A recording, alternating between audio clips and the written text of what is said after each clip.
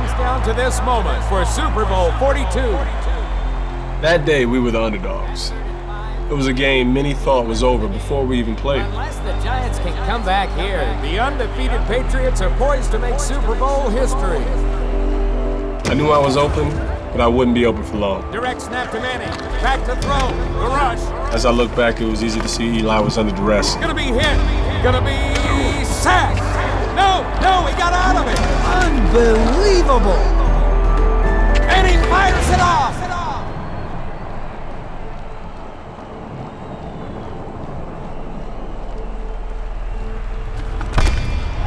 What a catch by Tyree. How in the world did he do that? I have no idea.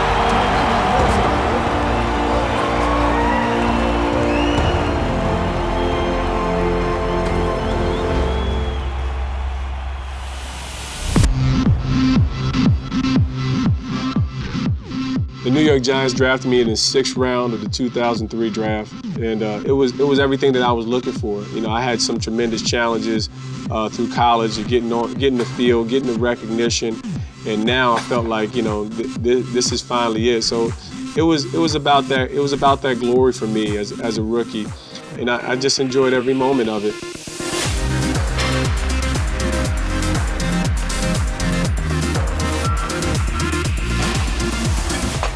You know, most people would like to think that, you know, money would solve all your problems. And I found that the money only multiplied the evils that were in my life. It just gave me access to more of the things that I craved the most. Whether, you know, if I had women, it just made me that much more likable by women. If I loved alcohol, now I was able to get all the alcohol I wanted. I loved, you know, now, whereas maybe in time past I didn't have marijuana, now I'm able to buy all the marijuana that I wanted. You know, I was one person in public and a totally different person in private.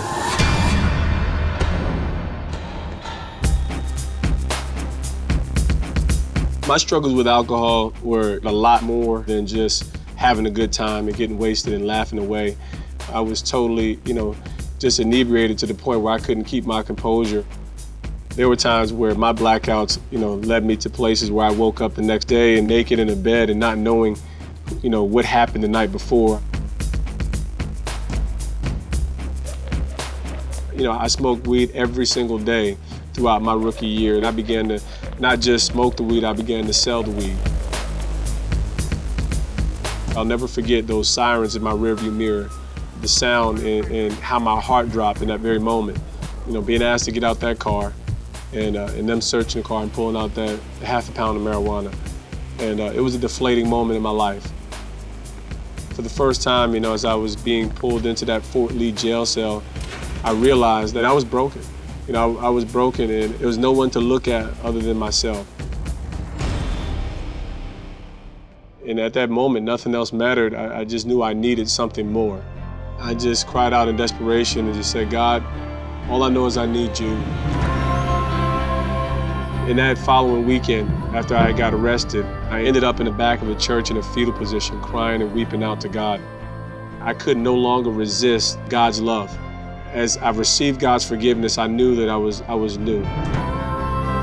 The person of Jesus Christ was now a reality in my life. It wasn't just a myth. It wasn't just a figment or this idea. The forgiveness of sins is what actually sets man free. And I was immediately transformed. I knew that I experienced a love that had changed my life forever, and I knew there was never going to be any looking back for me.